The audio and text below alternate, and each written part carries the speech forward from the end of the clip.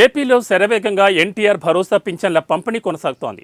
రాష్ట్రంలోని 63,73,943 మందికి పింఛన్ల పంపిణీ కోసం కూటమి ప్రభుత్వం 2,717 కోట్లు విడుదల చేసింది. కొత్త సంవత్సరం నేపథ్యంలో ప్రభుత్వం 31వ తేదీనే పింఛన్ల పంపిణీ కార్యక్రమం చేపట్టింది.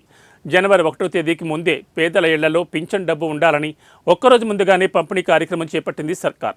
ఇందులో భాగంగా పల్నాడు జిల్లా ఎల్లమందలో లబ్ధిదారులకు సీఎం చంద్రబాబు పింఛన్లు అందజేశారు. శారమ్మ ఇంటికి వెళ్లి పింఛన్ నగదు అందజేసి ఆమె కుటుంబం కష్టాలు అడిగి తెలుసుకున్నారు. శారమ్మ కుమారుడికి ఎస్సీ కార్పొరేషన్ ద్వారా ₹1,00,000 రుణం ఇప్పించాలని, శారమ్మ కుమార్తెకు నీట్ కోచింగ్ ఇప్పించాలని అధికారులకు సీఎం చంద్రబాబు సూచించారు. మా బాబుని చదివించుకోవాలనుకుంటున్నాను. ముఖ్యంగా వాళ్ళ కోసమే నేను ఇంత ప్రయాసపడుతున్నాను. నా బిడ్డల కోసమే, ముఖ్యంగా నా బిడ్డలు చదివించుకోవడం కోసం. నేను ఆయాంలో 5 సంవత్సరాల్లో 5 సంవత్సరాల కాలంలో మన ప్రభుత్వంలో చేర్చినప్పుడు ఇల్లు కట్టించుకున్నాను. అప్పుడు జరిగిన మళ్ళీ 5 సంవత్సరాల కాలంలో మాకైతే అందుబాటులోకి రాలేదు.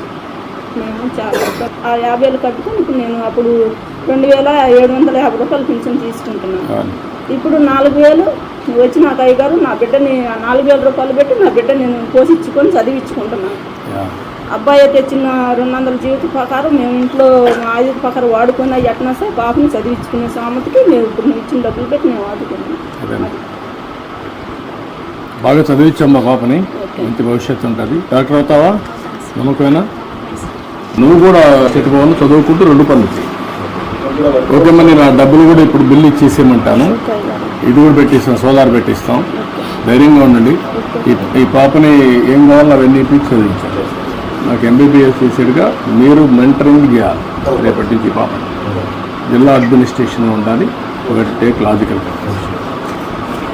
ఓకేమ్మా, రండి తీసుకోమ్మా.